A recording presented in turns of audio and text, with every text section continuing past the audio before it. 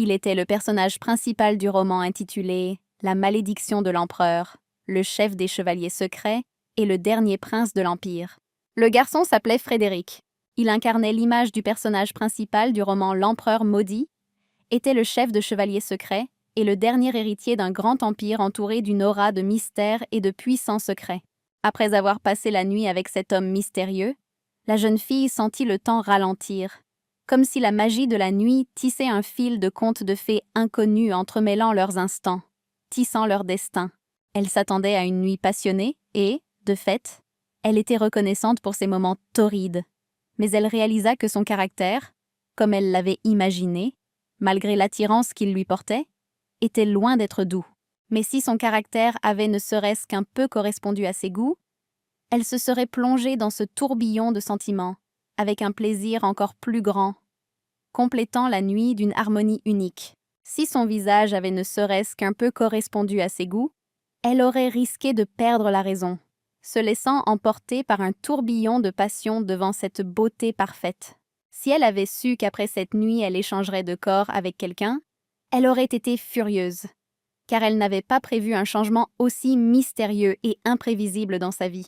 À son réveil, Frédéric réalisa lui aussi que leur corps avait échangé, et ce matin-là, ils avaient découvert en eux quelque chose de mystérieux, intimement lié à la magie de la nuit. Se retrouvant dans un corps d'homme, la jeune fille, malgré sa prémonition, éprouva des sensations inhabituelles, ressentant en elle de mystérieuses vibrations, comme si la magie de leur échange avait réveillé une harmonie dormante. De plus, ce corps irradiait une force et une énergie incroyables, comme si l'échange lui avait conféré une charge nouvelle et incroyable, emplissant l'espace autour d'elle d'un tourbillon de possibilités inexploitées. Afin d'éviter les rumeurs concernant le choix de la princesse héritière, la jeune fille devait soigneusement garder le secret, car le divulguer aurait pu entraîner des problèmes graves et inévitables au sein du palais royal. Frédéric s'approcha de la jeune fille allongée sur le lit, l'observant avec attention, comme s'il cherchait des réponses dans son immobilité. Pendant 15 ans, elle avait partagé sa vie avec ce corps, mais même maintenant, elle n'arrivait pas à s'habituer à l'apparence de ce visage dans le miroir. Ce corps appartenait à la plus jeune fille du comte Chandler, et malgré les années, elle sentait que des vies antérieures et des secrets de famille se cachaient derrière chaque trait de son visage. Connue sous le nom d'Alice, elle était réputée pour être la plus belle de tout l'Empire, et sa splendeur révélait non seulement sa beauté extérieure, mais aussi un charme mystérieux qui imprégnait son être. Il y a 15 ans, elle était une simple étudiante, sans particularité parmi ses pairs, et ce n'est qu'avec le temps qu'elle est devenue une personne entourée d'une splendeur mystique. Cette étudiante ordinaire qui avait endossé l'identité d'Alice, 6 ans, sentait à quel point son existence était devenue incroyable et mystérieuse, désormais intimement liée à la vie d'un véritable bébé de la maison du comte. Lorsqu'elle vit son reflet dans le miroir pour la première fois, la jeune fille fut frappée par sa propre beauté. Comme si elle se découvrait sous un nouveau jour, elle réalisa que son apparence faisait désormais partie de cette magnifique histoire. Ce souvenir semblait la transporter à cette époque, comme si la jeune fille ressentait le véritable pouvoir des souvenirs, profondément liés à des moments de sa vie passée. Apparemment, Alice ne regrettait pas trop son choix et souhaitait seulement que l'homme qui occupait son corps sombre dans un profond sommeil, ignorant les secrets et les changements qui lui étaient arrivés. Il devait dormir profondément, car ce n'est que dans cet état que le corps d'Alice pouvait retrouver son harmonie naturelle et revenir à son état habituel. La jeune fille espérait que l'homme, ou plutôt le roi, serait capable de comprendre sa situation, que le ressentiment ne persisterait pas et que la compréhension mutuelle deviendrait un pont vers la résolution de ce problème mystérieux. Elle avait une raison impérieuse d'échanger son corps avec celui de l'empereur, et alors qu'elle s'apprêtait à fuir, elle était déterminée à garder son secret, sachant que cette étape était nécessaire à sa survie. Dans le roman Le Prince maudit, ce personnage énigmatique a été mis aux enchères pour la somme astronomique de 19 pièces d'or, révélant le mystère et le prix payé pour son sombre passé. En bref, l'Empire Liferge menait une guerre contre Elsion, et le prince Derek fut envoyé comme otage dans le pays ennemi, devenant un symbole vivant d'intrigues et de drames politiques sans fin. Là, un magicien, enveloppé dans les ténèbres de l'histoire, jeta un sort mystérieux sur Derek, qui devint une ombre le hantant à chaque pas et s'entremêlant avec l'avenir de tout l'Empire. Ce charme fut rompu par le personnage principal, dont il tomba amoureux, et après cela, ils passèrent des nuits passionnées ensemble, comme un tourbillon de passion et d'amour, se libérant des chaînes du passé.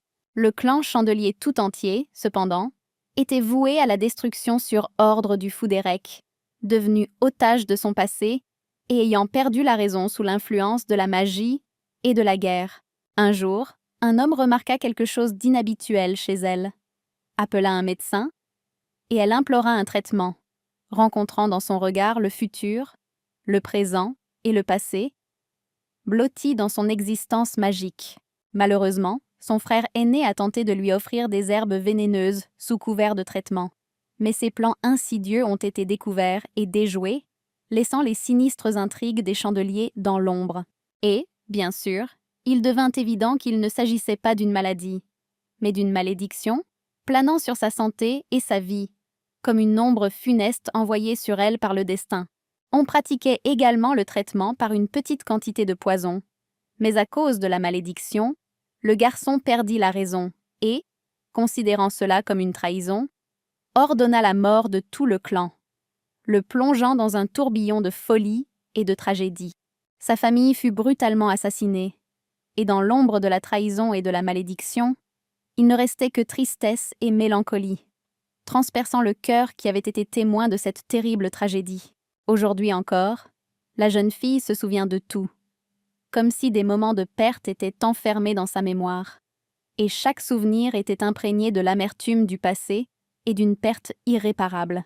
Après avoir mis la vie de sa famille en danger, l'héroïne se souvint d'un moyen de lever la malédiction de l'empereur, qui consistait à lui administrer une potion magique pendant 15 jours. La jeune fille a réussi à organiser et à mener à bien tout le nécessaire. Mais le problème était que le garçon, victime d'un traumatisme psychologique, ne supportait pas la magie, comme si elle ravivait en lui des souvenirs douloureux et de la peur. Il ne lui restait plus qu'à prendre le corps et à boire elle-même la potion magique, s'engageant ainsi dans une bataille décisive contre le secret et le destin qui lui avaient été légués.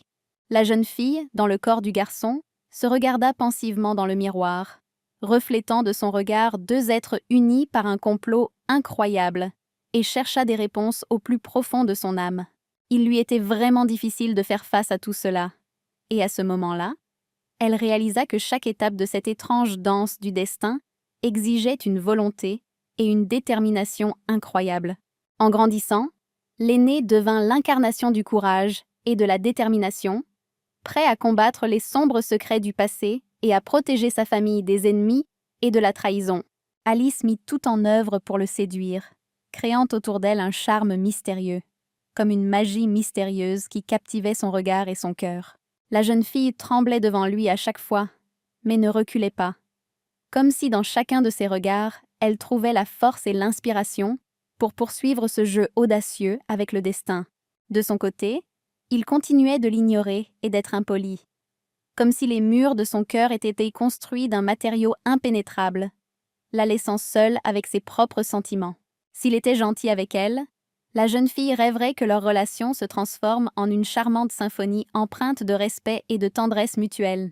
Le regard du garçon, lorsqu'il regardait la fille, semblait indifférent à elle, comme si ses yeux reflétaient un vide indifférent qui ignorait sa présence. S'il avait été gentil avec elle, elle aurait ressenti une tache sur sa conscience, comme si l'ombre des doutes et des griefs passés pouvait assombrir les moments lumineux de leur union possible.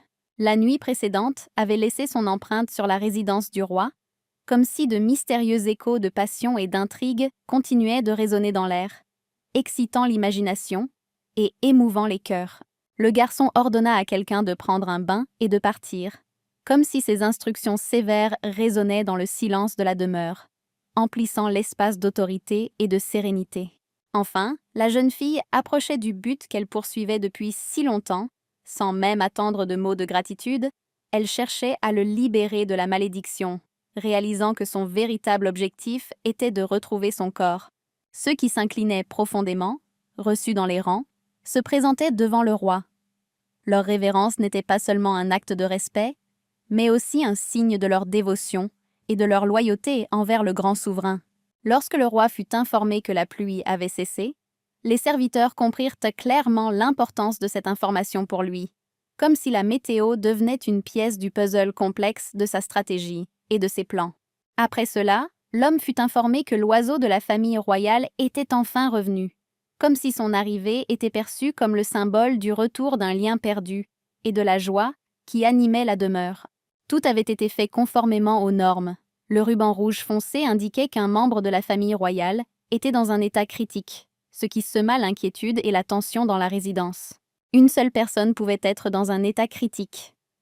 La mère de l'empire de Leafridge, la reine Elisa.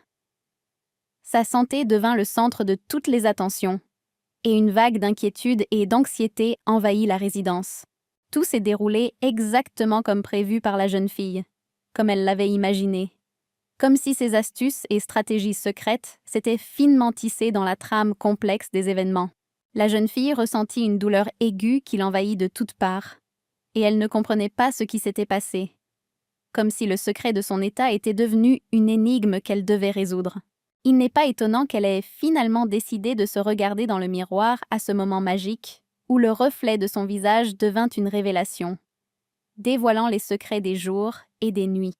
Son regard irradiait de fureur, comme si un feu intérieur s'était allumé, et la colère, telle une nuée d'émotions incontrôlables, s'emparait de son âme, laissant des traces sur son visage.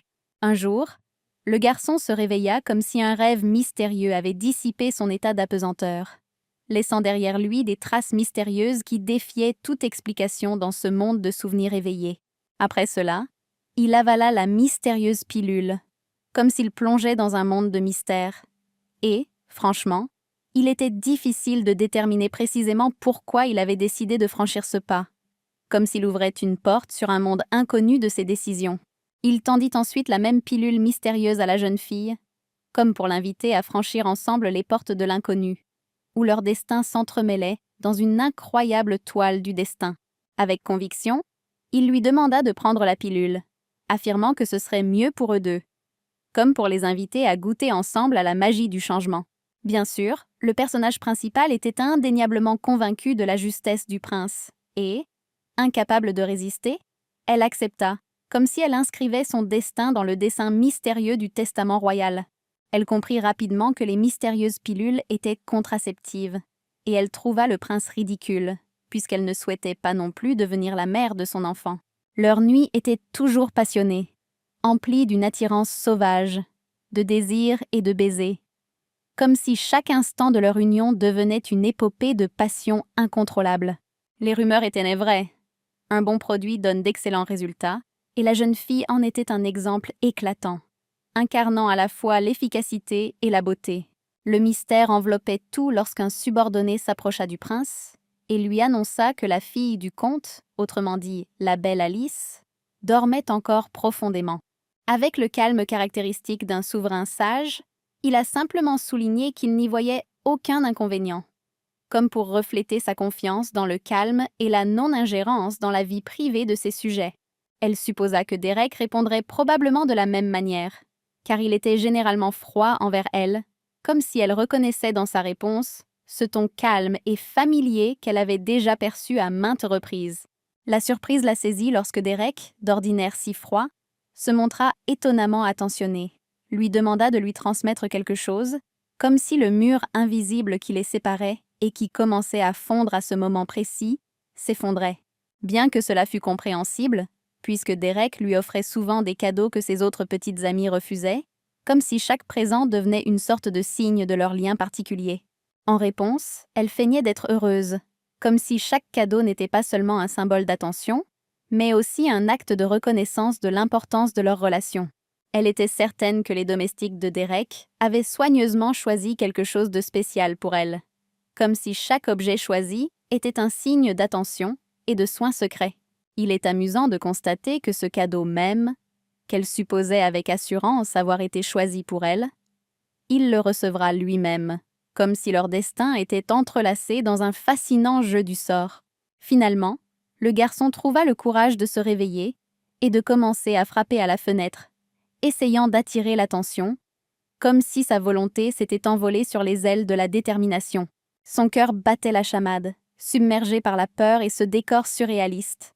Mais une lueur de confiance mystérieuse brillait dans ses yeux, comme s'il détenait la clé de la solution et que la surprise n'attendait que son heure. Et puis, comme dans une scène de théâtre, à ce moment précis, Alice se tourna lentement vers lui.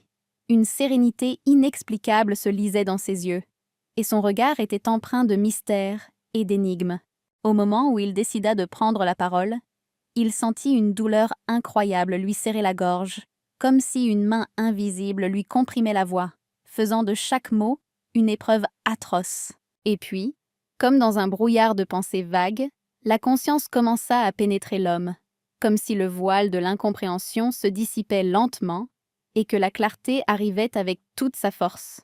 Le garçon réalisa soudain qu'il avait enfin compris que nul autre que la mystérieuse Alice avait trouvé refuge dans son propre corps, et que leurs essences étaient entremêlées d'une manière inconnue.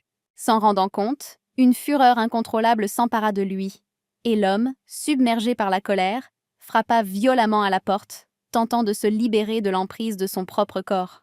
Remarquant sa fureur, les servantes, ignorant ce qui se passait, se sont empressées d'intervenir pour calmer le garçon, car elles supposaient à tort que sa colère était due au départ du prince, leur maître silencieux. Naturellement, le prince fut offensé d'entendre tant de calomnies proférées à son encontre, comme si des flèches invisibles lui transperçaient le cœur, violant l'intégrité de son immunité royale. Après une nuit passée dans les bras l'un de l'autre, il se réveilla dans son lit, complètement seul, et dans le silence de la chambre, seuls les échos d'un passé mystérieux se faisaient entendre. Un mélange de gêne et de perplexité l'envahit, l'empêchant de comprendre ce que la jeune fille lui avait fait. Il était confronté à l'improbabilité des événements, incapable de croire ce qui se passait. Alice l'avait tout simplement abandonné, le laissant complètement seul. Et maintenant il se retrouvait confronté au vide laissé par la mystérieuse jeune fille, comme si l'ombre du passé avait de nouveau enveloppé sa réalité. Prenant conscience de son impuissance, il comprit que, dans cette situation, il devait se faire passer pour une fille, afin d'éviter les soupçons et de percer les secrets enfouis dans son propre destin. Son principal atout était qu'il connaissait bien Alice, et ce portrait familier lui apporta une aide précieuse dans le labyrinthe de mystères qui se dévoilait devant lui. Il soupira tristement, incapable de comprendre pourquoi son corps était si fragile et faible, comme si son essence était limitée non seulement par le mystère, mais aussi par des limitations physiques. À ces moments-là, son esprit était submergé de questions sur les raisons qui avaient poussé la jeune fille à entreprendre tout cela, et il languissait, essayant de percer le mystère, se recroquevillant dans les bras de ses propres pensées. Il ne voyait que son dévouement et son amour, malgré tout. Et maintenant, plongé dans ses propres pensées, il essayait de se réchauffer avec ses gouttes de tendresse dans la mer de son incompréhension. Derek réfléchit longuement, se posant la question. Peut-être qu'après cette nuit passée ensemble, elle avait réalisé qu'elle avait obtenu bien plus que ce à quoi elle s'attendait. À ce moment-là, on découvrit qu'il y avait une boîte contenant une bague dans la chambre. Curieusement, le garçon n'arrêtait pas de se retourner dans son lit à l'idée de demander Alice en mariage, et c'était le moment de vérité. Il avait tout préparé avec soin pour elle, sachant que ce moment serait important dans leur histoire commune. Et maintenant, debout devant la boîte, il sentait la tension et l'excitation envahir son cœur. À ce moment-là, il se mit soudain à réfléchir, suggérant qu'elle avait peut-être initialement l'intention de voler son corps, et que ce mystérieux retournement de situation faisait partie de son plan mystérieux. Le domaine Chandler, imprégné de mystère et d'histoire, a été le témoin de cette histoire complexe, où l'amour, les secrets et d'étranges destins s'entremêlent, créant une mystérieuse toile de fatalité et de passion. On avait prévenu Derek de faire attention, car son corps était encore extrêmement fragile, et le soin de sa santé était devenu une partie intégrante de son étrange existence au manoir Chandler. À ce moment-là, le protagoniste se souvint de la sincérité et de la gentillesse dont la jeune fille avait toujours fait preuve à son égard, et ces souvenirs réchauffèrent son cœur, enveloppé de mystère.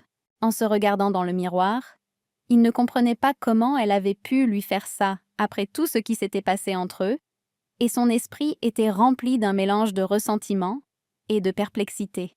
Ils l'abordèrent avec une question, remarquant son air tendu, accentué par ses traits du visage excessivement crispés. Il s'avéra que quelque chose tracassait la jeune fille, et cela ne passa pas inaperçu. Après avoir longuement réfléchi, Derek ne comprenait toujours pas une chose, et ce sentiment mystérieux et non résolu demeurait une énigme impénétrable qui occupait son esprit. Peu à peu, il comprit qu'Alice l'avait suivi tout ce temps uniquement dans ce but, et se souvenant du début de leur relation, il réalisa qu'au départ, elle n'avait pas eu le moindre respect pour lui. Elle se mit alors à sourire, comme en parfaite harmonie avec chacune de ses paroles. Le protagoniste pensa qu'elle accepterait sa demande en mariage, car cela serait également avantageux pour sa famille. Au lieu de la réponse attendue, la fille a tout simplement largué le garçon, le laissant seul avec tous ses espoirs brisés et ses projets d'avenir anéantis. Derek restait perplexe, incapable de comprendre ce qu'Alice voulait vraiment. Si ce n'était pas le pouvoir, il n'avait aucune autre suggestion ni explication à son étrange comportement.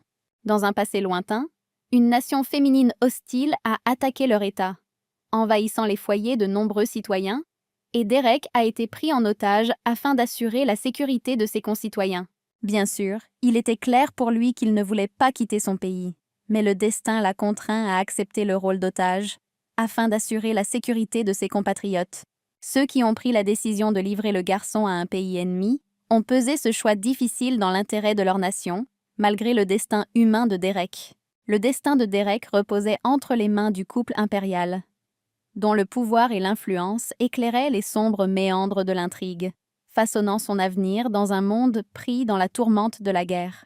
L'homme comprit qu'il ne pouvait plus se permettre d'erreur, car chaque décision et chaque action impliquait une responsabilité immense dans des conditions où chaque pas était lourd de conséquences imprévisibles. Il s'est avéré soudain que ce sont ses propres parents qui avaient pris cette décision. Leurs actes rendaient impossible de les qualifier de parents aimants, et la trahison faisait désormais partie du drame familial. L'histoire du garçon dans son pays s'était achevée, et à présent, privé de tout choix et simple pion dans le jeu de quelqu'un d'autre, il assistait à la fin tragique d'un chapitre de sa vie. Il fut tout simplement abandonné par ses proches, et cette douleur resta gravée dans son cœur, inscrite dans sa mémoire pour le restant de sa vie comme un symbole de trahison et de perte. Immédiatement après cela, il fut envoyé dans un État ennemi appelé Elson. Le roi de ce pays ennemi ne le laissa pas tranquille, le soumettant à des conditions difficiles et mettant son endurance à l'épreuve. À Elson, Derek a été confronté à l'empoisonnement, au meurtre, à l'enlèvement et à une foule d'autres dangers qui ont formé un labyrinthe complexe dans sa vie, mêlé d'intrigues et d'une lutte intense pour la survie. Chaque nuit, un de ses serviteurs mourait, et cette situation devint insupportable, créant chez Elson un climat de peur et d'angoisse constante. C'est alors que Derek réalisa que cela ne pouvait plus durer et qu'il devait changer de vie pour sortir de ce tourbillon de mort et de souffrance. Convaincu qu'il devait devenir plus fort pour protéger son peuple, Derek entreprit de surmonter les ténèbres et l'hostilité qui l'entourait. Faire étalage de sa force signifie souvent dissimuler ses expériences intérieures, se créer une armure impénétrable derrière laquelle se cache un monde d'émotions mystérieuses. Un regard qui semble inébranlable dissimule une profondeur pleine de secrets inavoués. Devenu un instrument de survie, il finit par trouver des alliés inattendus parmi les ennemis de son ancien bagne. Unis, ils accomplirent des actes héroïques, sauvant de nombreuses vies innocentes dans le pays où il était retenu en otage. Le protagoniste parvint à réveiller l'arme légendaire, l'épée du dragon enragé, et, à la tête de l'armée du loup noir, il devint un guerrier invincible. Celui qui avait jadis quitté le pays comme otage revint rejoindre les rangs des héros. La foule d'invités réunis pour célébrer le retour triomphal du héros créa une atmosphère d'excitation et de joie. Tous contemplaient avec admiration le chef restauré, dont la présence imprégnait l'événement de majesté et de ravissement. Des jeunes filles discutaient bruyamment de quelque chose d'excitant, et leur conversation emplissait l'espace d'une énergie de mystère et d'imprévisibilité, attirant l'attention des autres invités.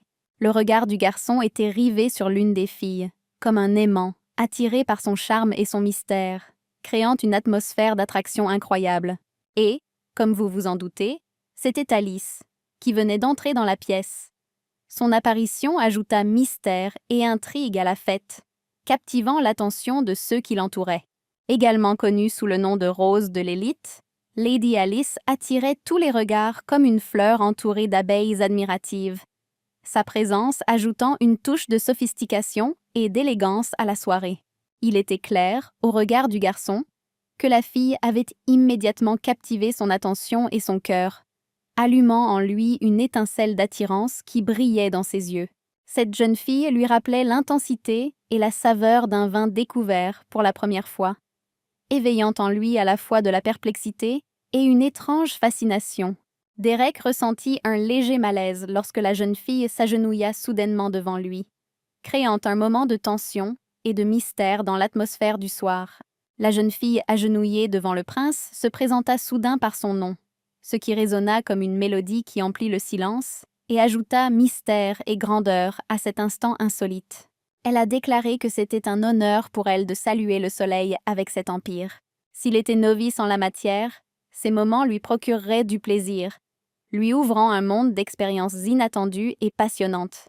Derek perçut immédiatement un soupçon de secret dans les yeux de la jeune fille, une lueur de mystère qui conférait à son regard une qualité énigmatique, ce qui attisa encore davantage sa curiosité. Fille cadette de ce qui fut jadis la famille la plus influente de l'Empire, elle avait tout. L'argent, l'amour, la gloire. Elle avait tout ce dont elle pouvait rêver. Le personnage principal s'intéressait toujours à la raison pour laquelle la jeune fille était venue le voir.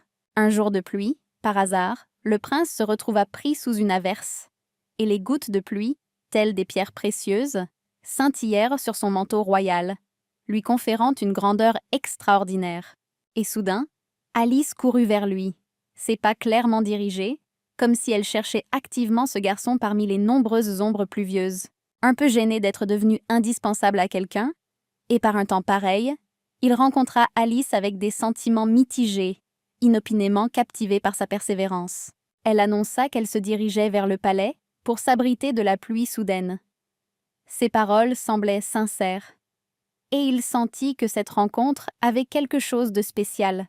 Et puis, il devint évident qu'Alice, malgré sa détermination, avait peur de la pluie. Cette faiblesse inattendue ajoutait du mystère à son image aux yeux du prince. Il demanda avec tendresse et gentillesse à l'héroïne si elle pouvait la réchauffer, comme si son cœur lui-même, touché par le besoin de la réconforter en cette journée froide et pluvieuse, y répondait.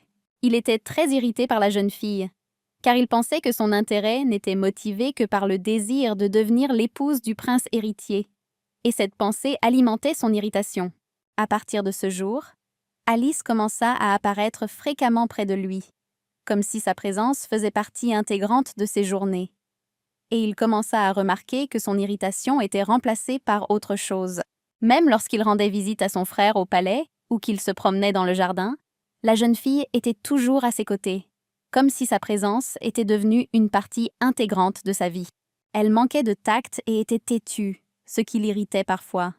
Mais en même temps, elle continuait de rester à ses côtés. Alice supplia le prince de toute sa détermination à lui prêter attention. Ses supplications semblaient sincères, reflétant dans ses yeux la soif d'être remarquée et comprise. Lorsqu'il s'est finalement retourné, l'expression du type a changé radicalement, comme si quelque chose d'inattendu s'était produit. Et il est soudainement devenu gêné, essayant de cacher ses véritables sentiments. Elle a admis que cet endroit était depuis longtemps son préféré, car les roses y étaient d'une beauté incroyable. Ses paroles ont déchiré le voile du déguisement, ne laissant place qu'à la sincérité et à la compréhension. Alice rêvait toujours d'admirer des roses avec son petit ami. Son désir emplissait la soirée de magie, comme si les roses devenaient le symbole de leur possible histoire commune. Elle a dit qu'elle espérait sincèrement que la beauté de ce lieu apaiserait le prince héritier, qu'elle pensait fatigué, comme si ses paroles étaient une douce caresse pour son âme. Derek remarqua qu'Alice était très intelligente et qu'elle avait peut-être compris que toute sa vie avait été un désastre et qu'il n'était pas habitué à voir ce genre de choses. Il y avait donc une lueur d'espoir dans cette observation, qu'elle comprenait ses imperfections.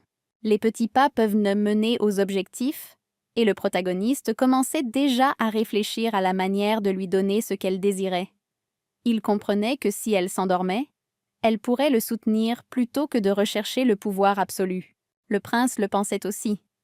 Mais ses actions se révélèrent être à l'opposé de ses attentes, introduisant un élément de surprise et de mystère dans leur relation.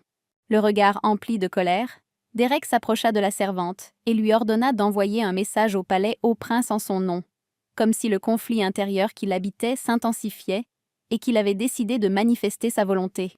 La jeune fille lui conseilla de se reposer, comme pour l'inciter à prendre soin de lui et souligner l'importance du repos dans les moments de stress interne.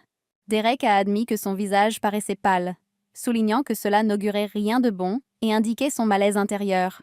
Ils commencèrent à saisir Derek presque par les bras et les jambes, essayant de l'empêcher d'aller où il avait prévu d'aller. Comme si ses intentions suscitaient l'inquiétude et la résistance parmi ceux qui l'entouraient.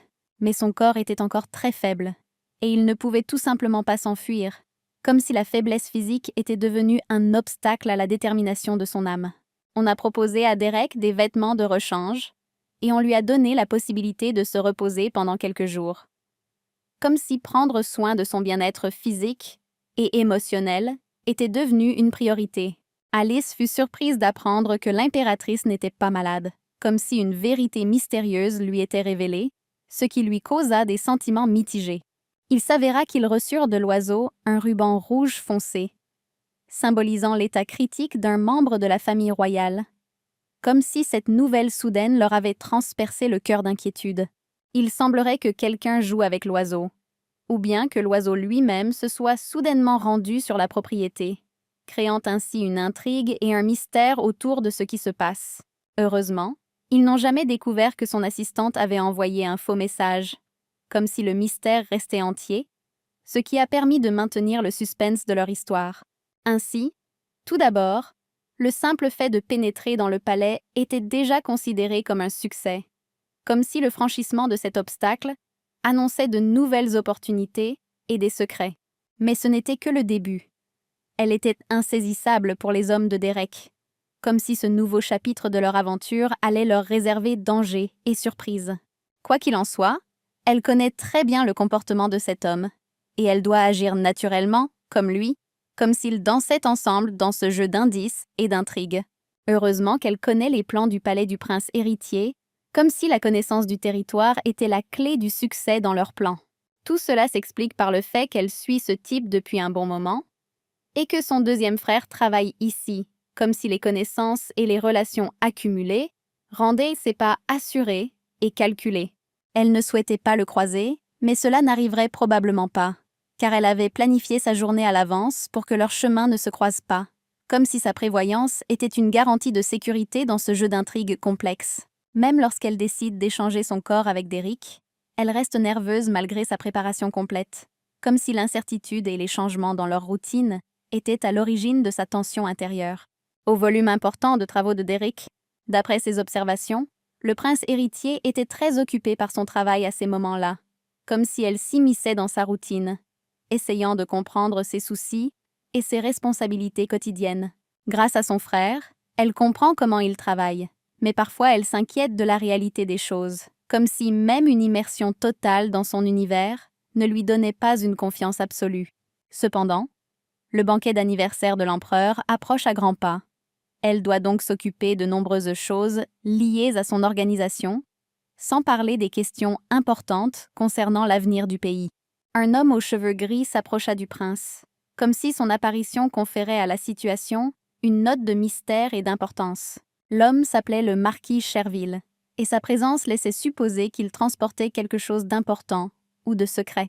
La jeune fille ne cessait de se répéter qu'elle devait parler comme Derek, comme si elle essayait de maintenir l'illusion de sa présence dans chaque mot et chaque geste. Il demanda poliment s'il pouvait dire quelque chose, avec tout le respect que je lui dois, comme si ajouter son opinion annonçait des paroles importantes et solides à venir. Alice commença à se sentir nerveuse, car elle pensait qu'il avait peut-être remarqué quelque chose, comme si la peur que le secret soit révélé s'insinuait dans son esprit. L'homme commença à raconter comment il avait observé son Altesse, comme si ses paroles promettaient de révéler des détails ou des événements intéressants de la vie du prince héritier. Honnêtement, ses yeux la trahissaient beaucoup, car il était clair qu'elle était nerveuse, comme si sa tension intérieure était clairement visible dans son regard. En fait, L'homme avait simplement remarqué que le prince n'avait pas bien dormi ce jour-là et lui avait suggéré de se reposer un peu dans sa chambre, comme s'il résolvait l'énigme de l'état d'agitation du prince héritier. Après cela, Alice expira et réalisa que l'homme n'avait rien remarqué, comme soulagée que le secret reste irrésolu.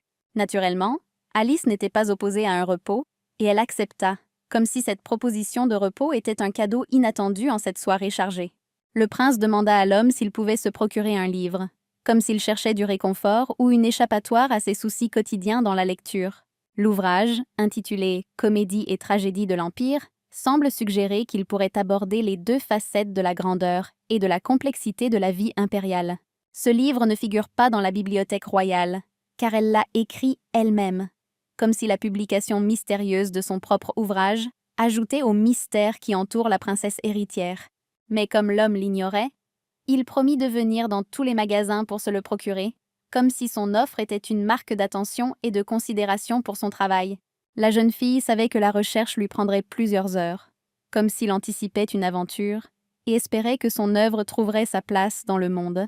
Son assistant l'attend au marché avec le dernier exemplaire disponible, et il remettra le livre au serviteur du marquis, comme si chaque étape de ce plan les rapprochait de l'achèvement de leurs efforts secrets. Et puis il l'apportera, sans savoir exactement ce qui est caché à l'intérieur, comme si le livre devenait non seulement une œuvre littéraire, mais aussi un artefact secret. Alice était calme, car tout se déroulait désormais comme prévu, comme si chaque étape les rapprochait de l'achèvement d'une entreprise complexe.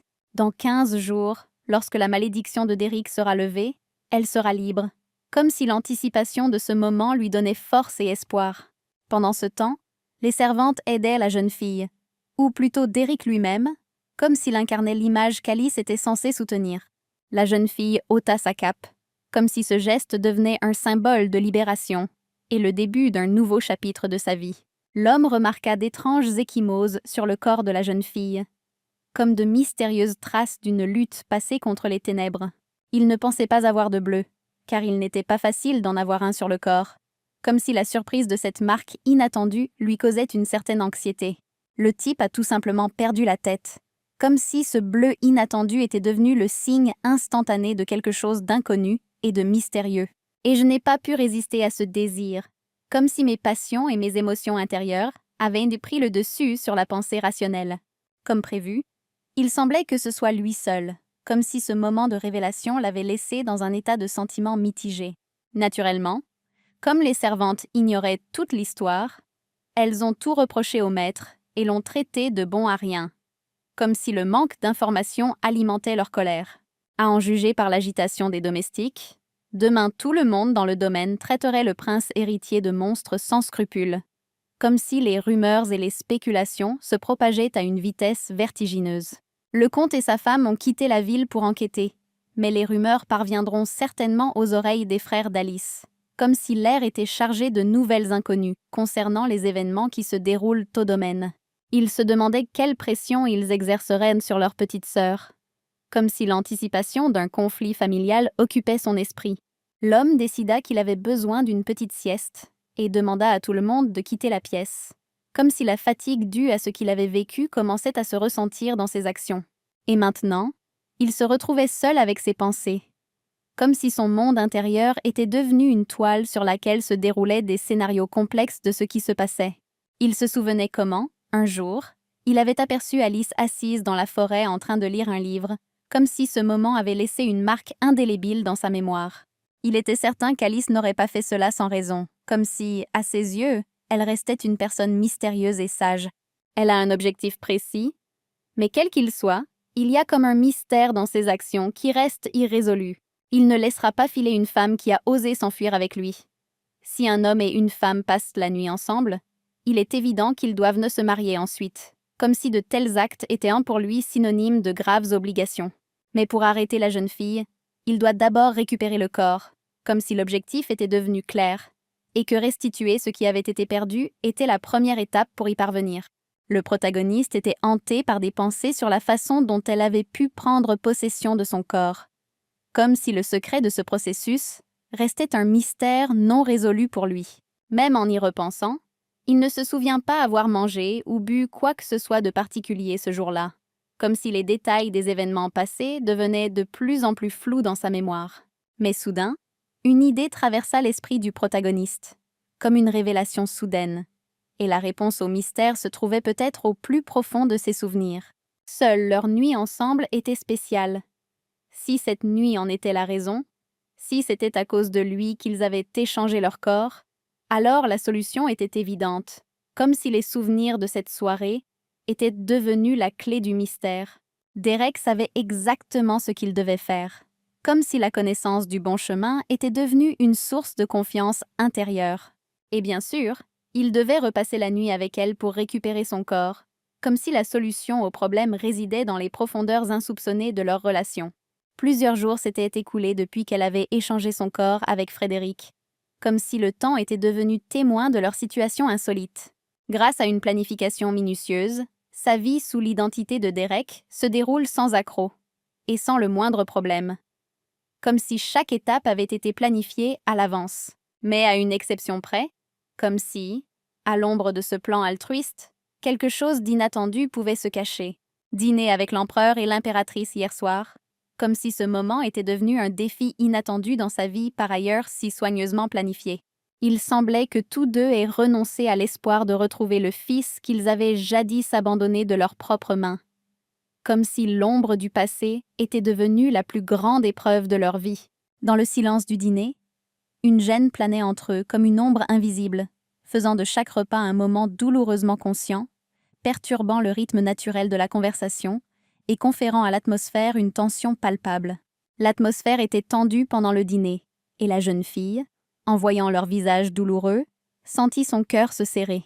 Le corps du protagoniste, comme s'il apprenait quelque chose d'inconnu, réprimait obstinément ses émotions, restant impénétrable, malgré la douleur qui lui emplissait le cœur. Depuis son enfance, il devait maîtriser ses émotions avec une grande maîtrise, développant une résilience invisible qui lui permettait de contrôler ses sentiments. La jeune fille ne veut pas se souvenir des difficultés rencontrées par le jeune Derek. Cela ne la touche pas personnellement, et elle décide de ne pas s'attarder sur ses pensées. Le serviteur, les yeux pétillants de curiosité, demanda comment s'était passé le dîner. Le garçon demanda du thé, et le serviteur, prêt à s'exécuter, le prépara, tout en surveillant attentivement le moindre désir supplémentaire. Il reçut une nouvelle importante. Une lettre était arrivée du domaine du comte Chandler, et il semblerait qu'elle concernait la fille du comte.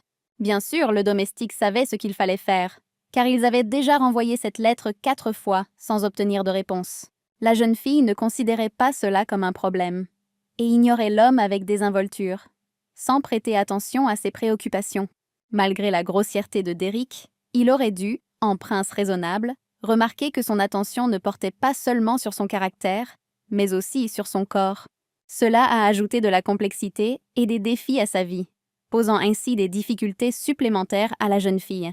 Tant qu'elle n'aura pas brisé la malédiction, ils devront éviter toute confrontation, malgré toutes les difficultés et les problèmes non résolus. Selon la malédiction, même un léger contact avec leur peau lors d'un échange de corps peut instantanément les ramener à leur état d'origine. L'échange de corps dû à la malédiction l'épuise déjà, et elle ne pourra pas le supporter s'il se met en travers de son chemin. Cependant, le livre lui avait été livré, et elle était certaine que l'enveloppe devait se trouver quelque part entre les pages. Peu de temps après, elle le découvrit enfin. Les ingrédients finement broyés de l'antidote étaient bien cachés, et il ne restait plus qu'à les ajouter au thé. Le thé devrait être prêt après seulement 4 minutes de repos. Au bout de 4 minutes, la jeune fille décida de savourer son thé, prêt à être bu.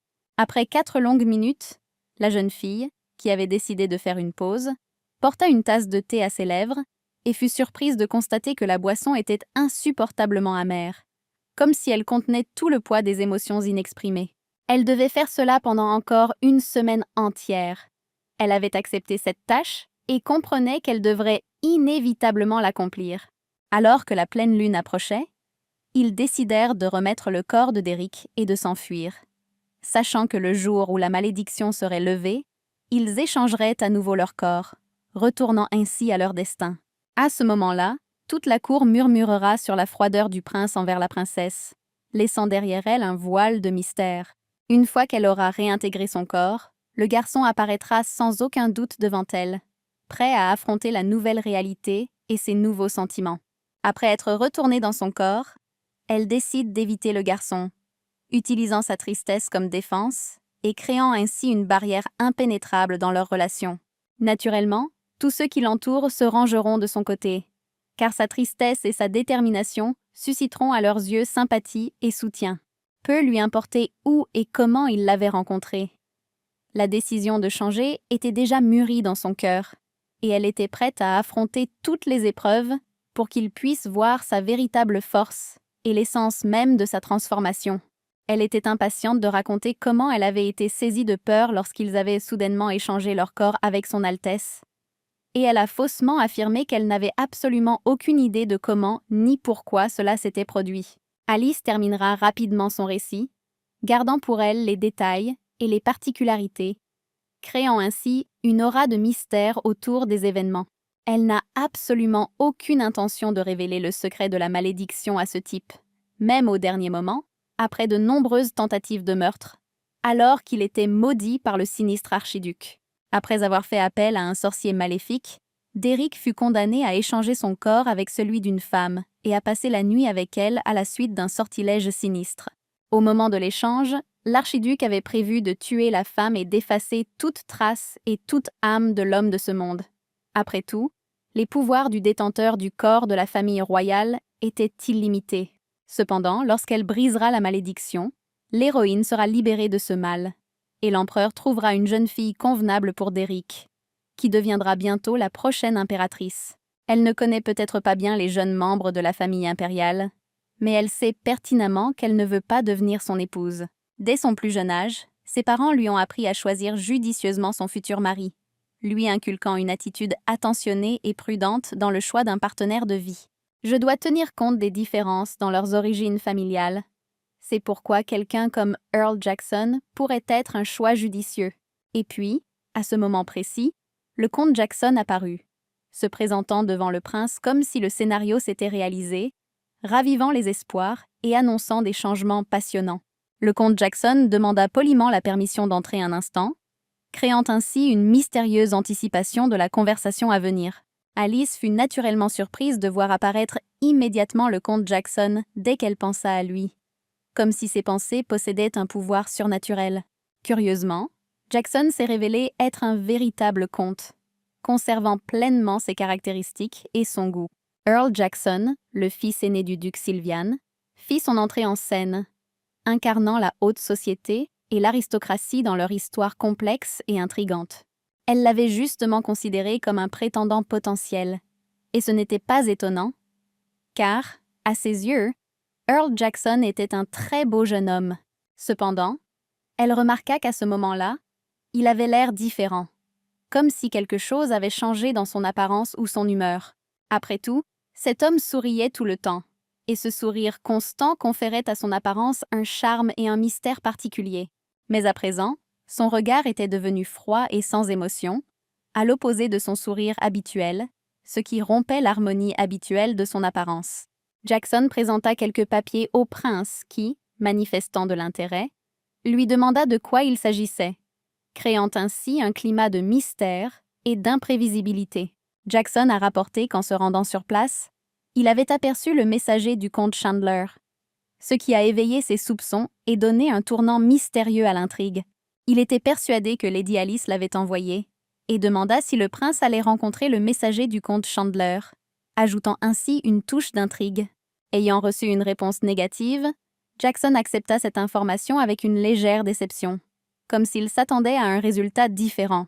Jackson était prêt à prononcer un sermon inspirant ou émouvant, se préparant à dire des paroles qui guériraient ou toucheraient les cœurs. Incapable de se contenir, il lui demanda si elle considérait une telle attitude envers la fille du comte comme immorale, introduisant ainsi une note subtile de critique et de mécontentement dans la conversation. Son apparence ne laissait rien paraître de son indifférence envers cette fille, comme si ses émotions étaient dissimulées derrière un masque impénétrable. Un sentiment touchant envahit Alice lorsqu'elle remarqua à quel point Jackson se souciait sincèrement d'elle, créant un lien invisible et une vague de soutien dans son âme. À bien des égards, ils sont profondément liés à lui, tissant des liens de compréhension et de soutien mutuel qui recèle des pouvoirs et des secrets cachés. Tout d'abord, les familles Sylvian et Chandler sont toutes deux membres de la famille royale, ce qui rend leur lien encore plus profond et complexe. Leurs propriétés sont si proches qu'il n'y a que quelques pas à faire pour les séparer. Et leurs pères entretiennent également une relation étroite, ce qui renforce encore leur lien. De plus, Jackson ressemble à son frère, et tous deux parlent toujours en termes élogieux de lui comme d'un homme attentionné, renforçant ainsi les liens de confiance et d'admiration au sein du cercle familial. Malheureusement, elle nourrit une rancune personnelle envers la famille du comte Sylvian, ce qui complique davantage leur relation et l'empêche de s'épanouir pleinement. Alice se remémora cette situation désagréable, replongeant dans des souvenirs du passé qui restaient douloureux à ses yeux. Lors d'une de ses réceptions, elle remarqua Madame Comte Sylvian, dont les souvenirs qui refirent surface suscitèrent un mélange d'incompréhension et de ressentiment. À vrai dire, Alice fut surprise de voir Madame la comtesse Sylvian présente à l'événement, ce qui suscita en elle des émotions et des interrogations inattendues. Il n'avait désormais plus le choix et était contraint d'assumer les conséquences de ses actes et de résoudre les problèmes difficiles de sa vie. Même si leur famille est proche de celle de Sylvian, celle-ci a également dû s'adapter à cette situation. Mais Alice n'a toujours pas l'intention de se rapprocher d'elle, car elle a ses propres raisons personnelles à cela. Et tout cela parce que Madame Sylvian n'est pas aussi simple qu'elle en a l'air au premier abord. Le personnage principal du roman intitulé Le Prince maudit était Lilia Sylvian. Elle n'a pas l'air d'être le genre de personne à devoir passer la nuit avec Derek, comme elle le fait. Elle est plutôt du genre à tomber amoureuse de lui et à prendre soin de lui. C'est pourquoi elle devrait se méfier de Lilia. Elle n'ose pas la déranger car elles appartiennent toutes deux à la famille royale. Tout ce qu'elle peut faire, c'est jouer un rôle de décoration lors des événements, ou la surveiller de près pour ne pas avoir à être la première à la saluer. Lorsque le prince héritier reviendra au pays, elle le séduira. Et si elle implique Lilia, la situation ne fera que se compliquer. Elle devra donc lui montrer qu'Alice n'est pas si simple. Il n'y a pas de quoi être fière, mais elle est capable de risquer sa vie. De toute façon, elle avait déjà couché avec lui, alors autant qu'il lui dise bonjour la prochaine fois. Entre-temps, elle devait répondre à Jackson. Alice commença à raconter quelque chose au garçon avec beaucoup d'intérêt. Alice demanda à nouveau, ou peut-être avait-elle été trop dure envers elle-même, mais dans un corps différent. Elle était sincèrement heureuse que Jackson la protège, malgré la présence du prince héritier suffisant devant lui, dont la colère lui était si précieuse. Elle apprécie vraiment, mais maintenant elle est Derek. Alors elle ne le remerciera jamais assez. Le prince, tel un tourbillon de détermination, assura Jackson qu'il surmonterait seul la nature multiforme de ses préoccupations, ses paroles résonnant comme une mélodie de liberté, emplissant l'air de confiance en l'avenir. Après cette déclaration, Jackson sentit une colère palpable s'embraser en lui, telle une flamme déchaînée, s'embrasant avec une force irrésistible, laissant des traces d'une explosion invisible dans ses yeux flamboyants. Cependant, il s'est avéré que ce n'était qu'une partie de son histoire, et à l'intérieur de Jackson, de nombreux mots non dits bouillonnaient, aspirant à éclater, comme une tempête latente prête à éclater avec une vigueur renouvelée. Venu porter un message des frères aînés de la jeune fille, il portait non seulement des mots, mais aussi une pointe de mystère, comme la clé d'une énigme qui se dévoilait lentement dans ses yeux. Le cœur du prince se serra en apprenant l'inquiétude des frères de la jeune fille quant au bien-être de leur sœur, et il exprima résolument son désir de prolonger son congé afin de prendre soin d'elle avec attention, comme d'un jardin fleuri nécessitant une attention particulière. Les deux fripons du palais, tels des ombres dans le labyrinthe d'un château, auraient non pu gâcher leurs vacances, sans jamais quitter les murs du domaine du comte, où spectacles et mystères défilaient sous leurs yeux. La grève, telle une représentation théâtrale, s'est transformée en une sorte de parade. Et maintenant, peut-être, Derek est-il plongé dans ce tourbillon d'amour, comme dans une mer captivante de passion et de contradictions.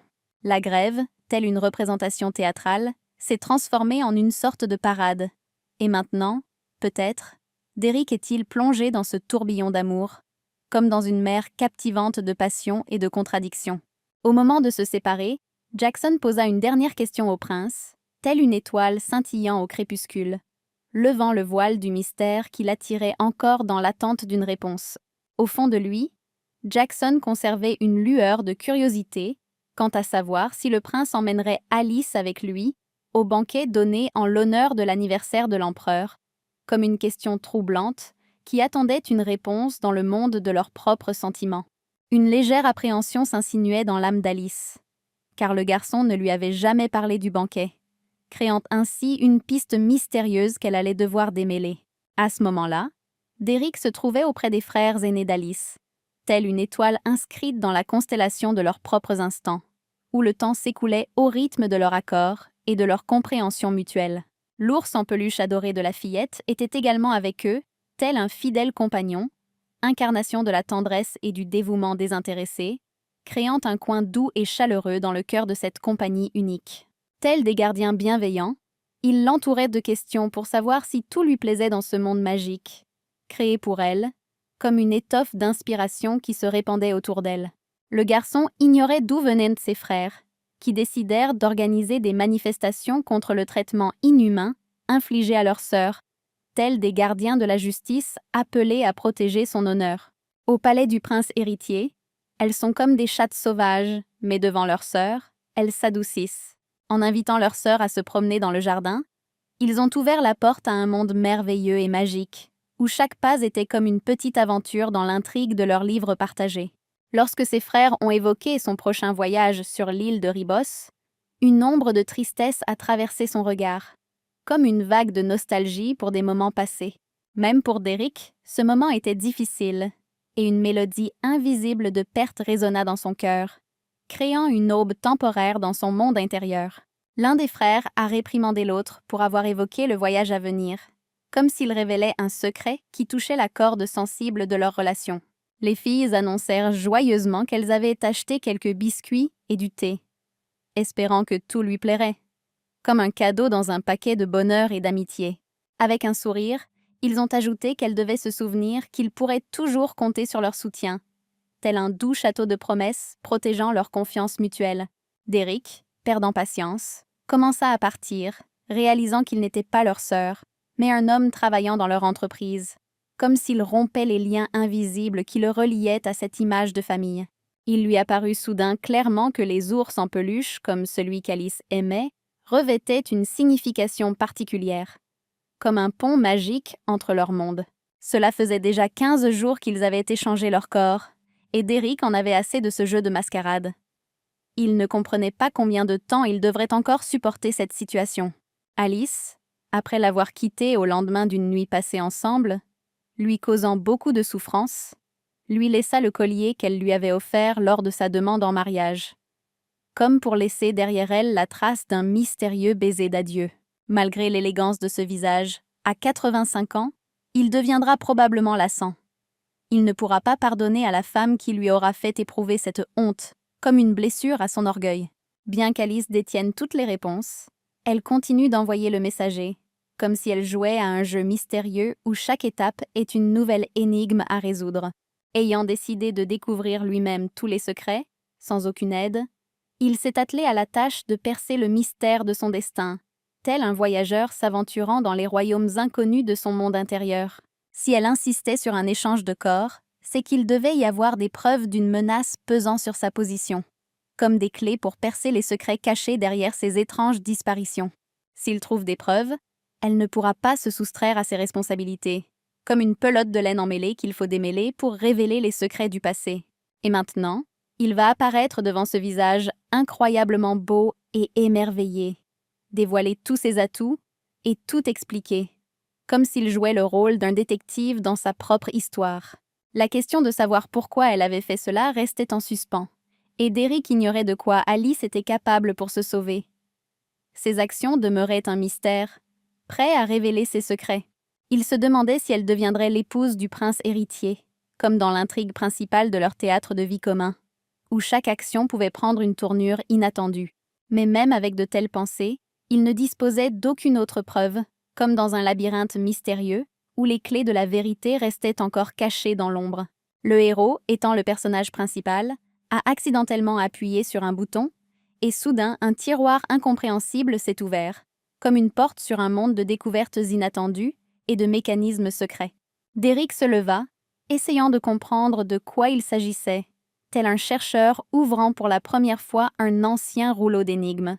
Ses yeux s'illuminèrent lorsqu'il la vit devant lui, comme une découverte magique qui éclairait un monde de ses propres mystères.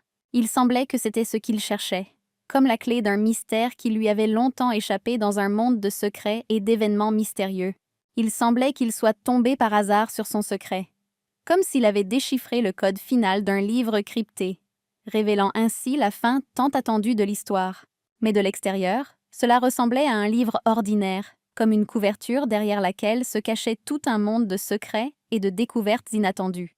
Le protagoniste était certain qu'il s'agissait, sans aucun doute, d'un livre très important, raison pour laquelle il était si soigneusement caché, tel un trésor gardé par des énigmes et des secrets. Bien qu'il ignore ce que pense Alice, attirer son attention sur la position du prince héritier serait probablement excessif, comme un coup de trop dans son jeu stratégique. Quelque temps après sa lecture, le visage de la jeune fille changea radicalement, comme si le monde intérieur qu'elle gardait enfoui se reflétait sur son apparence, créant une impression mystérieuse et attirante. Il n'avait même pas les mots pour décrire ce qu'il voyait, comme si un livre aux pages infinies d'une beauté et de secrets indicibles s'était ouvert devant lui. Il s'agissait en fait d'un simple album de photos d'acteurs masculins. Et à ce moment-là, il réalisa que le secret s'était apparemment dissous dans l'ordinaire, comme l'ombre d'un soir qui s'estompe. Il commença alors à supposer qu'elle avait tout envisagé, y compris ce moment précis, comme si elle déconstruisait ses énigmes pièce par pièce afin de reconstituer plus tard le tableau complet. Désespéré, le protagoniste retourna dans sa chambre et s'effondra sur le lit, comme si un lourd fardeau de mystère non résolu pesait sur ses épaules, créant une atmosphère de désespoir. À ce moment-là, il y avait un miroir sous son oreiller, qu'il décida de sortir, comme s'il anticipait une rencontre avec lui-même dans le sombre couloir de ses propres pensées. Il ressentait un besoin urgent de trouver un moyen de retourner dans son corps, comme un voyageur perdu dans le temps qui tente de retrouver son chemin. Dans le même temps, des pensées lui traversèrent l'esprit, comme une ancienne prémonition, un nuage sombre et mystérieux planant sur ses espoirs, qu'il ne pourrait peut-être pas récupérer son corps. Ses mains retombèrent peu à peu, comme une balance pesant le poids de ses soucis, et il sentit ses forces l'abandonner, comme si son angoisse s'enfonçait profondément dans son âme. Ce qu'il craignait le plus, c'était de ne plus jamais revoir son sourire, tel un rayon de lumière dans le labyrinthe obscur de ses propres peurs et doutes. Ses pensées le rongeaient de l'intérieur, comme un poison sombre qui pénétrait lentement chaque cellule de son être, laissant derrière lui une traînée de déception et de désespoir. Ce qui l'inquiétait ne s'est heureusement pas produit, comme une échappée soudaine d'un abîme, et il a ressenti un léger soulagement, comme un vent qui dissipe soudain les nuages. Le lendemain matin de l'échange de corps, il se réveilla reposé et déterminé, comme si ce nouveau jour lui offrait l'opportunité de changer le cours de son destin. Derek se réveilla effrayé et anxieux, comme si le cauchemar avait laissé sa marque sur son rêve, et son cœur battait la chamade. Il se leva brusquement du lit, paniqué, sans comprendre ce qui se passait, comme si un tourbillon d'événements inconnus s'était soudainement abattu sur sa tranquillité. Une image de sa chambre apparut devant ses yeux, comme un fantôme du passé surgissant lentement dans son esprit, laissant derrière lui des traces de souvenirs mystérieux. Cela signifiait qu'il semblait être retourné dans son corps, comme si un voile de secret se levait lentement. Et il réalisa que le cauchemar appartenait au passé. Quand Alice se réveilla, elle ne fut pas particulièrement surprise, car elle savait que cela pouvait arriver, comme si cela faisait partie d'un plan mystérieux qu'elle avait soigneusement élaboré.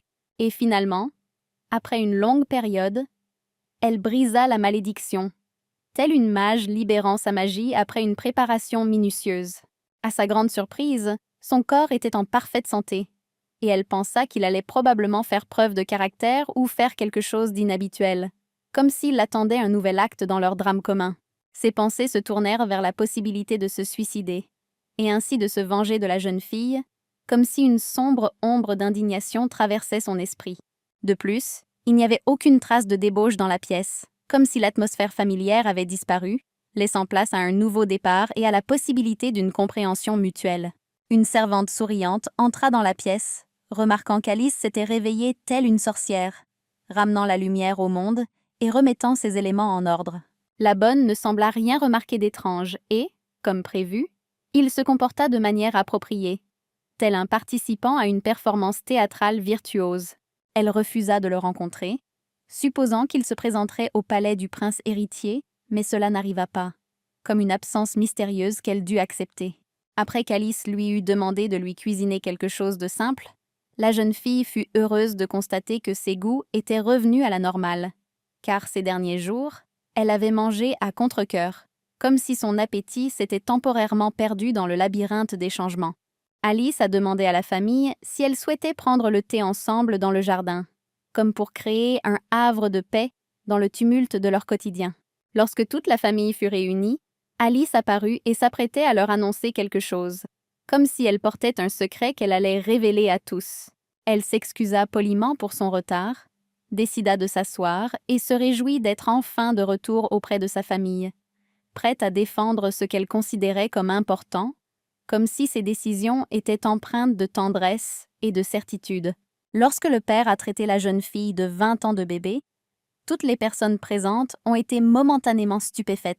Aux yeux du père, il semblait que c'était hier qu'il tenait sa fille dans ses bras, et le temps, comme par magie, s'était évanoui, ne laissant derrière lui qu'une ombre de nostalgie pour les moments vécus.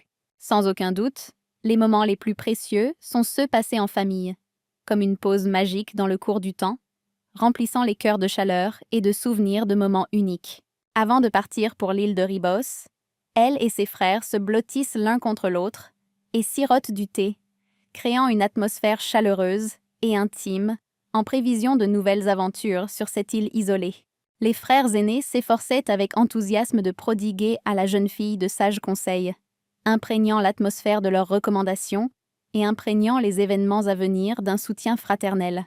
Parmi les conseils prodigués, il y avait celui de répondre par un coup si un garçon agressait une fille, comme pour démontrer non seulement des compétences défensives, mais aussi une grande confiance en soi.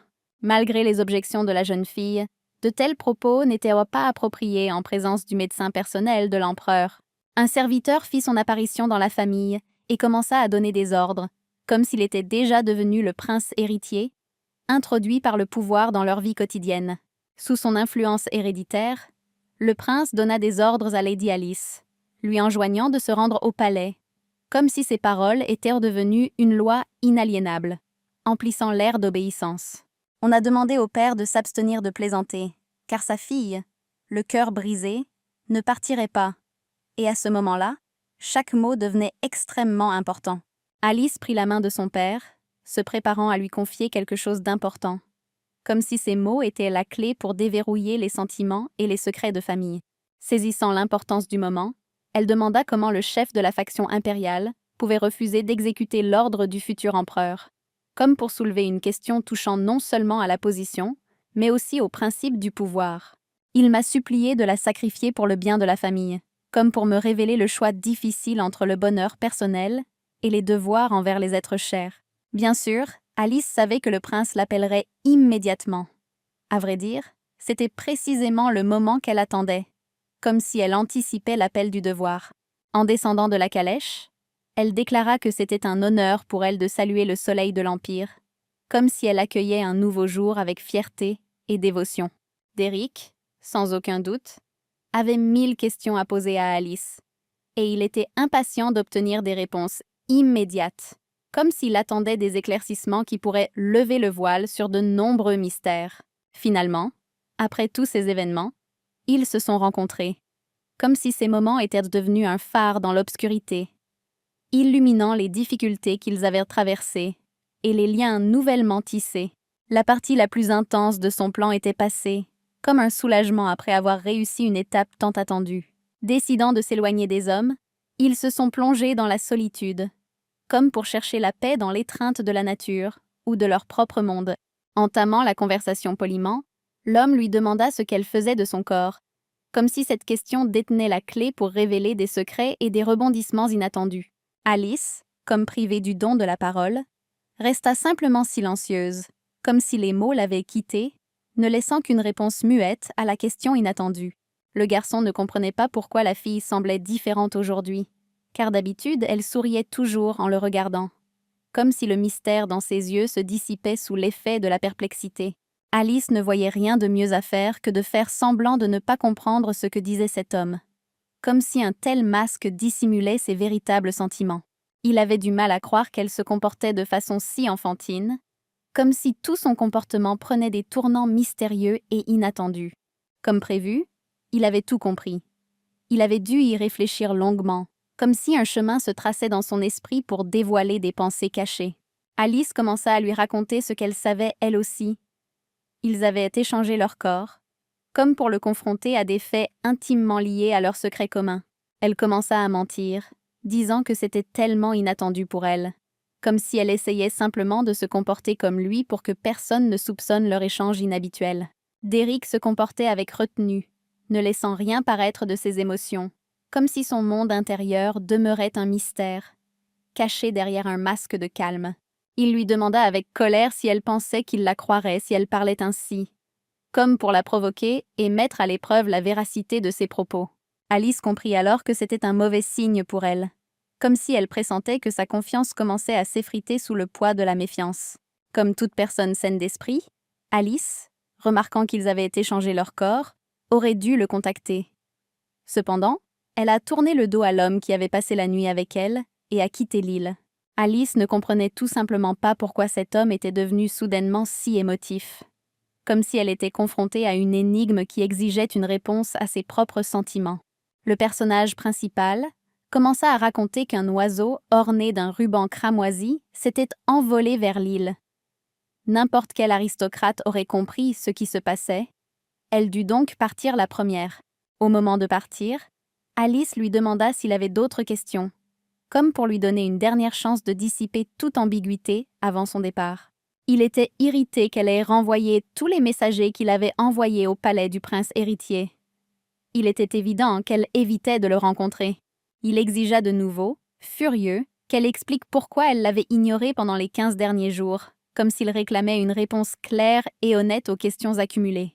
Alice ne comprenait pas pourquoi il criait si fort, comme si les sons de sa colère se reflétaient dans ses pensées quant à la nécessité d'une telle explosion émotionnelle. Eh bien, c'était sa nature.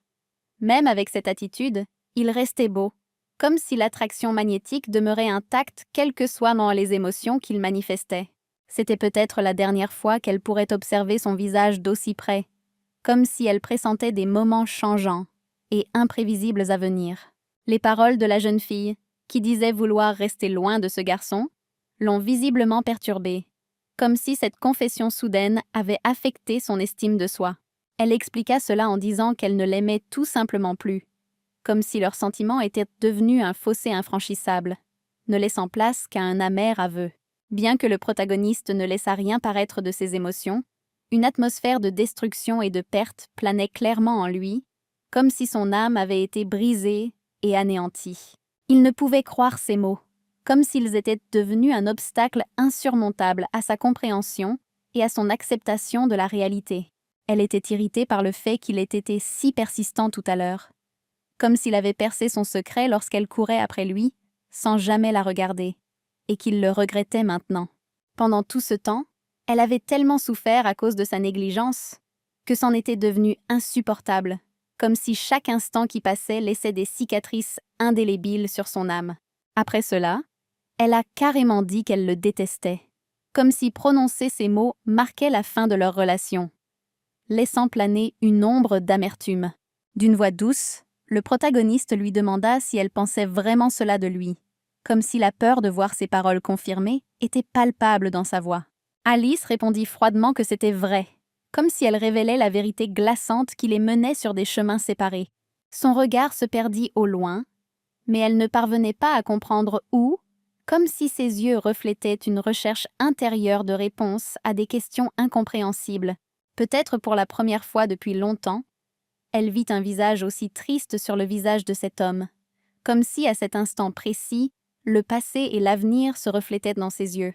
Alice a dit que s'il n'avait plus rien à dire, alors avec sa permission elle partirait, comme pour mettre fin à cette conversation pénible.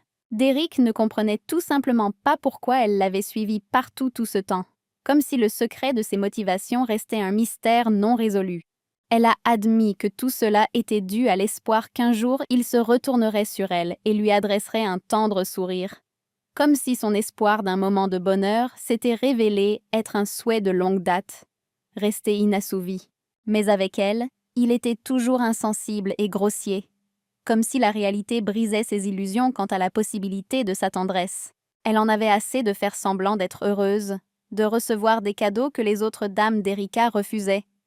Elle s'accrochait à l'amour comme un chien, ne voyant que son maître. Elle en avait assez. Après son retour de l'île de Ribos, elle a longuement réfléchi et est arrivée à la conclusion qu'elle voulait aimer quelqu'un qui la respecterait, comme si une nouvelle vision des valeurs et des relations commençait à émerger dans son cœur. Ces mots ont finalement achevé le protagoniste, comme s'ils sonnaient comme la fin de leur histoire commune, le laissant avec un sentiment de perte et de déception. Pendant tout ce temps, la servante resta à proximité, et après les paroles d'Alice, elle la soutint farouchement, comme si son indignation intérieure avait trouvé un exutoire dans l'unanimité avec ses sentiments. La jeune fille ne comprenait tout simplement pas comment Alice pouvait dire une chose pareille au prince héritier en face, comme si ces mots étaient devenus un défi incroyable dans les couloirs luxueux du palais. Olesya doit maintenant contacter son assistante et lui dire que tout s'est bien passé. Mais elle doit encore préparer le banquet donné en l'honneur de l'anniversaire de l'empereur. Un étranger s'avança sur le chemin, comme si sa présence introduisait un élément mystérieux dans ce décor familier. Comme les filles étaient curieuses de savoir qui c'était, elles se retournèrent aussitôt, comme si elles sentaient une intrusion soudaine dans leur monde. Il s'agissait en fait de Jackson, qui passait par là, comme si sa présence apportait soulagement et explication aux mystérieux extraterrestres. Il fut légèrement surpris de voir Alice devant lui, comme si cette rencontre inattendue avec l'animal avait conféré à son apparence quelque chose de mystérieux et d'inhabituel. À vrai dire, Alice était elle aussi un peu nerveuse à l'idée de cette rencontre, comme si l'apparition inattendue de Jackson avait ajouté un voile d'incertitude à son humeur. Tentant de dire quelque chose, l'homme était trop nerveux pour articuler clairement, comme si ses mots se perdaient dans le tourbillon de ses propres émotions. À chaque fois qu'il est en sa présence, il devient tellement stupide. Ses sentiments deviennent très évidents, comme s'il perdait confiance en lui. Alice demanda si Jackson se dirigeait vers le palais du prince héritier, comme si sa question reflétait un intérêt pour les agissements et les projets de ce mystérieux étranger. Jackson voulait demander la jeune fille en mariage, comme si planait dans l'air une atmosphère mystérieuse annonçant une demande imminente. Elle le regarda avec curiosité et ne le pressa pas, comme si elle attendait que le moment de révéler sa proposition vienne naturellement. Mais Derek ne pouvait pas la laisser partir comme ça. Il ne lui avait pas encore tout dit, et il avait quelque chose à ajouter. Il devait encore lui donner quelque chose. Et, curieusement, c'était le collier. De loin, il la remarqua encore derrière les buissons, debout à côté de Jackson. Le regard du protagoniste montrait clairement qu'il était légèrement déçu qu'elle communique avec Jackson. Et c'est à ce moment précis que le garçon proposa d'emmener la fille au banquet. Il avait longtemps hésité avant de se décider. Jackson savait que beaucoup de gens aimeraient le faire, mais il espérait qu'Alice lui en donnerait l'occasion. À ce moment-là, elle le regarda avec prudence et beaucoup de bienveillance. Jackson est sans aucun doute le meilleur choix pour le banquet. Jackson était en effet un candidat idéal pour le rôle d'Alice. De plus, son sourire et sa voix douce vous apaisent. Alice demanda à quel moment elle devait donner la réponse, pour savoir combien de temps il lui restait. Et Jackson a simplement répondu avec un sourire qu'il ne lui mettrait pas la pression et qu'il lui laisserait tout le temps dont elle aurait besoin. Alice a entendu dire que ce type avait reçu beaucoup de lettres. Jackson demanda la permission d'accompagner la jeune fille jusqu'à la calèche. C'est à ce moment précis que Derek apparut. Jackson se sentait un peu mal à l'aise. Il pouvait sentir la tension dans l'air. La jeune fille était elle aussi choquée par ce qu'elle avait vu. Aucun des deux ne s'attendait à voir le prince devant eux. Alice se mit aussitôt à s'incliner devant le soleil de l'Empire. Jackson commença à s'excuser auprès du garçon et expliqua qu'il venait de rencontrer la fille et que c'était pour cela qu'il était resté discuter un petit moment avec elle. Finalement, Jackson a simplement déclaré qu'il attendrait de bonnes nouvelles de la part de la jeune fille. Et puis le garçon a quitté la fille. Derek était très en colère et prêt à dire quelque chose à la fille. Il a proposé de discuter si elle avait le temps. Le personnage principal était certain que l'homme allait sans aucun doute continuer à poser des questions sur la malédiction. Mais plus elle lui parle, plus cela devient difficile. Elle cache tellement de choses qu'il vaudrait mieux qu'elle se taise. Alice se mit à pleurer, visiblement bouleversée par ses paroles. Son visage était empreint de tristesse et de chagrin. C'était difficile à regarder. Derek se sentait naturellement coupable à ce sujet. Il décida alors de partir tout simplement. laissant Alice seule. Alice fut très surprise que le personnage principal ne la blâme pas cette fois-ci. La jeune fille a dit qu'elle se préparait déjà à rentrer chez elle et qu'elle devait rejoindre la calèche. Puis la jeune fille en larmes quitta Derek. La bonne a demandé si Alice allait bien. Et en une fraction de seconde, cette jeune fille en larmes avait disparu. Il est clair que c'était le plan astucieux de la jeune fille. Et il a fonctionné. La bonne a admis qu'elle était heureuse qu'Alice ne pleure plus. Aujourd'hui, elle est sortie calmement de cette situation. Mais malgré tout, c'est elle qui s'est emparée de force du corps du prince héritier. Cet homme est influent et peut donc punir sa famille chaque jour avec une détermination sans faille. Elle n'a peut-être laissé aucune preuve, mais en tant que prince héritier, il peut encore en créer lui-même. Profondément blessée par sa rudesse, la jeune fille ne pouvait laisser cela se produire. Elle n'avait donc d'autre choix que de réagir ainsi. Alice était un peu contrariée par tout cela. D'après la bonne, elle s'était souvent regardée dans le miroir ces derniers jours. Si Alice appréciait son visage suppliant et couvert de larmes, s'il l'avait rendue aveugle, les choses auraient pu être bien différentes. Mais ce type n'est pas du genre à se mettre à dos le monde entier pour une seule femme. Alice a demandé à contacter le magasin car elle pourrait avoir besoin de bijoux. Elle m'a demandé de leur dire qu'elle pourrait venir dès qu'elle serait libre.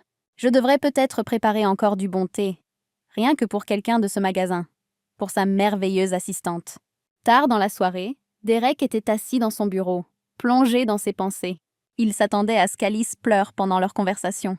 Il n'est pas heureux, se trouvant dans un pays ennemi.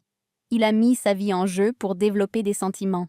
Et en réponse, ils ont osé lui montrer leurs larmes feintes.